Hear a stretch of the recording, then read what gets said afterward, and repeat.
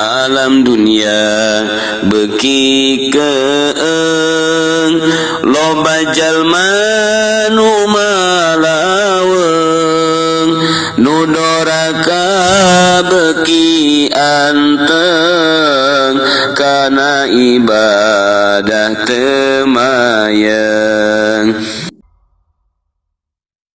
Ahmad bin Hambal ahli Allah wali Allah bisa hibernya naon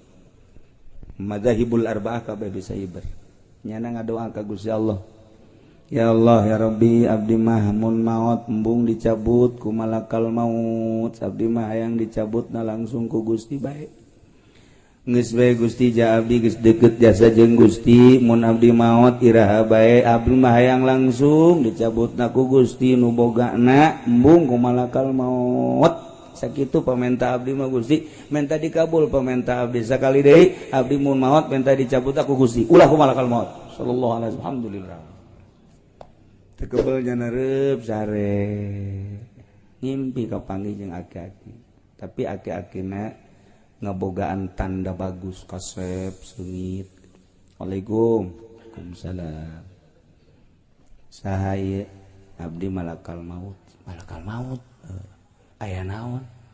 henteu barek silaturahmi bae dik nyabut nyawanya cek malakal maut be kula ngadengikeun doa ente sedih kayak gitu mama lamun maut yang langsung dicabut ku Gusti Allah salah naon kula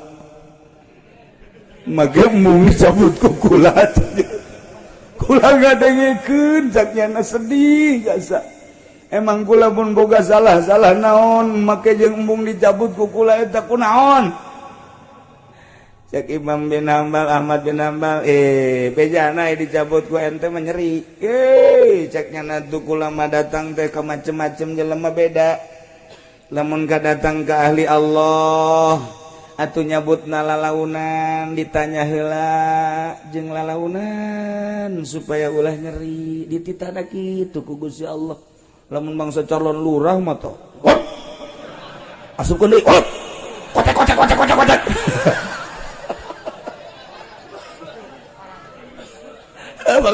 calo tadu geus kitu kuti melotot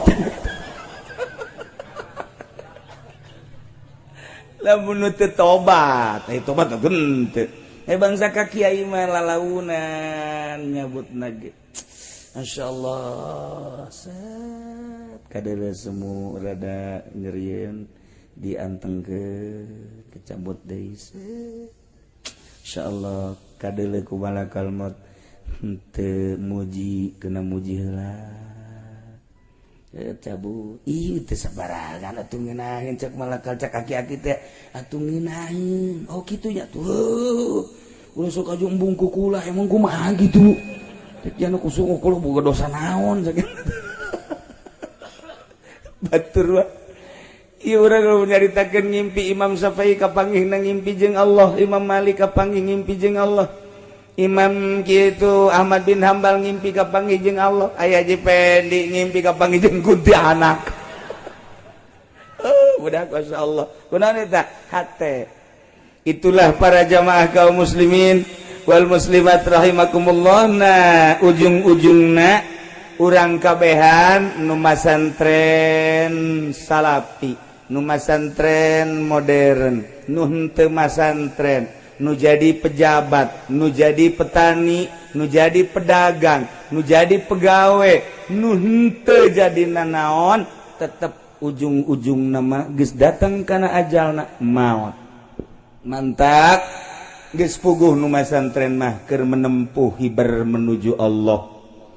Nu sejen-sejen ge kahayang nama tetep bae ka Allah. Urang sanajan kukumaha ge tetep hayang ka Allah. Eueuh deui jalan iwal timun tayang kanu dipasrahan kunci surga ku Gusti Allah. Surga aya kuncina pintu gerbangna nu dipasrahkeun kuncina Kangjeng Nabi Muhammad ye kuncina ulah bae kitu naon saha bae ulah wa kaasup mun encan dibuka ku anjeun. Jadi kunci surga aya di Kangjeng Nabi urang. Masya Allah. Geus bae urang mah ngadeuketan Kangjeng Nabi urang bae. kurang mah salat tepati bagus, puasa tepati bagus, zakat gitu kene geus ngadeukeutan Kangjeng Nabi urang. Cara ngadeukeutan anak maca sholawat ulah loba-loba saminggu 4444. Geus ngomong loba tuh. Boh. Kula di Madinah, tadi Madinah ngaijazahkeun sholawat. Ngaji ieu salila di Madinah 8 poe awasnya menangkan 4444 giat jasa siap barang berangkat ke Mekah ditanya menang sabaraha mengaji nang 500 cakur jeung dahar dahar mah bau sababaraha kali ai sholawat kan 500 mun anak aing di babet ku aing sia mun hanjakal we tatangga doang deketan Kangjeng Nabi masyaallah. Kumaha bae carana urang cintakeun ka Kangjeng Nabi lobakeun maca sholawat atawa sedekah urang cintakeun ka Kangjeng Nabi kerajaban. Nah guys pokona aing ngadek mawa aqua sabaraha mawa aquana 100 bawa ka dinya ku aing beres acara bawa deui ka imah beres hadirkeun doang pelit tah ngaranna Kangjeng Nabi ketika urang di naon kitu ngaranna timbang amal tek ieu cecepeh sabelah nu ieu sabelahna cecepeh sagede dunia nu sabelah ieu sagede dunia. Bahkan dina Qurtubi pan dicaritakeun dunia langit bumi jeung eusina mun ditimbang diasupkeun ka cecepeh masih kene logor kene. Masyaallah nu endek ditimbangna sagede si Juned ya leutik sagede jependi atuh gede-gede teh gitu ieu manuk ningalikeun maha dahsyatna. Nah timbang Kanjeng Nabi na didinya nangtung ditihak etalah aya syafaatil uzma teh didinya Kanjeng Nabi di dia we sok timbang haji pende maju kucuk timbang salat teu bagus teu husupan puasa sarua puasana nya mah kos kitu bebeja bae ka batur Bang zakat tilok ieu ngaplek ieu cek malaikat teh mah kumaha ye jeung ngaplek ye Gusti. Oh, ieu coba penghormatan ka Kangjeng Nabi kumaha eta. Osok baca shalawat teh. Coba deuleu bukuna, urang dideuleu. Jarang. Osok ngan jarang. Ngan pernah manehanana ye sedekah waktu muludan, cucur doang ye kumaha ye. Oh, cak Kangjeng Nabi berarti cinta ya ka aing. Sabaraha mawa cucurna? 20 ngande ku anak 15. Jasa 5. Tah cak Kangjeng Nabi balangkeun lah habak ka ditu berarti cintaeun ka aing. Oh, dibalangkeun. Bulat hampir teu datang. Hampir. Gitulah para jamaah. Urang geus di mana bae ku ari nya di mana bae. Artina salat urang laksanakeun puasa kitu kene dina waktuna ya zakat ngan hiji nu nyekel kunci surga adalah Kangjeng Nabi urang cintakeunlah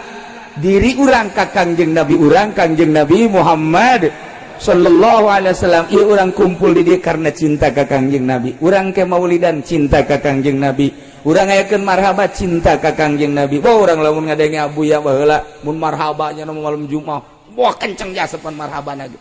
wahara kurang eta cinta ka Kangjeng Nabi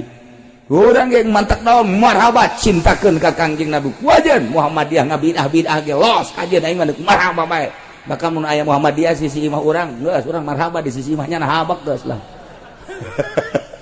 teh ieu cintakeun ka Kangjeng Nabi masyaallah geus lamun Kangjeng Nabi bisa hibar ti Masjidil Haram ka Masjidil Aqsa ti Masjidil Aqsa bisa hibar ka Sidratil Muntaha usul ilallah maka urang mantak naon atuh nurutan sabisa-bisa urang lobakeunlah maca sholawat ka Kangjeng Nabi urang Kangjeng Nabi Muhammad sallallahu alaihi wasallam. Para jamaah kaum muslimin wal muslimat rahimakumullah sekedar gambaran bahwa pondok pesantren ieu lain sambaranna dideuleu secara zahir makos kieu tetapi lamun neuleunnah lain make mata ieu urang bakal ngerenyed muringkak bulu ketika urang neureuh bangunan urang mun neuleunnah make ieu doang teu make ieu urang biasa-biasa bae urang neuleuh bangunan hotel neuleunnah make ieu pasti resep ketika neuleuh make ieu wadah naon si eta hotel bakal beringkak bulu. Ketika urang neuleuh sebuah bangunan, urang neuleuhna make ieu bangunan naon si eta bangunan polsek dideuleuh ku urang indah. Oh jah heueuh nya jelemana garaga ketika neuleuhna make ieu sieun amat eusina naon sih di dinya. Ketika urang neuleuh bangunan pondok pesantren dideuleuh ku urang sederhana amat jore amat tapi lamun neuleuhna make ieu neuleuhna make ieu beuh horenganan aya ridho Allah jeung rahmat Allah di pondok pesantren. Mantak lamun baheula Ki Khairun tah urang kula mantak kaju akrab jeung Ki Subandi naon baheula Ki Khairun teh akrab jeung bapakna Ki Subandi nu mantak kula terus bae neruskeun kolot terus bae datang ka kuari baheula kolot jeung kolot akrab mantak naon atuh urang kuari akrab adapun kelemahan jeung kekurangan masing-masing urusan masing-masing ulah haju urang anti ieu kusebab urang gagah kusebab urang hebat piceun lah ego eta sebab ego eta adalah babandul. Nah baheula mah Ki Khairun mah lamun aya jelema magahan ngaji hebat magahan ngaji santrina loba magahan ngajina gede kitabna di jalan doang nya ngadoakeun ngan di jalan ketika aya deui pondok pesantren santrina rada leutik kitu tah di deuleu ngaji amil jurumiyah ngaji amil jurum datang gadinya nempok ngadoa tapi lamun ngejah mah alif jabar jabar baba jabar bata jabar tabata bata mim jabar mata jabar tamata sin sia jabar sia mata sia ta eta lamun kos kitu Ki Khairun mah datang Waalaikum misal ngobrol ngadoakeun sebab naon kaikhlasanna leuwih tinggi sebab teh ngejah mah pan zaman baheula mah nu mayar atuh lampu ge pan sajadi-jadina aya rada gede mah pan tingkat keikhlasanna nyahoeun nya nama kaambeuk kos kitulah nu mantak urang bageur bae jeung sasaha ge ulah aya naon-naon mun urang hayang bisa hiber usul ka Allah urang kuari mah kuari biasa bae engke di akhirat mah ku gara-gara urang hasud isin ge di akhirat ku gara-gara orang takabur isin di akhirat mantak terutama para kiai ustad santri mantak naon yuk orang halim pu ulah aya naon-naon dalam rangka neangan ridho Allah subhanahu wa ta'ala urang doakeun para kiai mudah-mudahan dibere talaleger ku Gusti Allah dibere kararuat ku Gusti Allah dibere tabah ku Gusti Allah jeung khususna di dieu guru urang Kiai Haji Abdul Hamid mudah-mudahan dibere kuat istiqomah jeung teger sabar dalam rangka lillahi kalimatillah kitu keneh kabehan urang akhir hayat urang mudah-mudahan husnul khotimah mawa kalimatun thayyibah la ilaha illallah di akhirat mudah-mudahan urang kabehan dihampura dosa ngiringkeun Kangjeng Nabi urang di bawah bendera Kangjeng Nabi urang Kangjeng Nabi Muhammad sallallahu alaihi wasallam.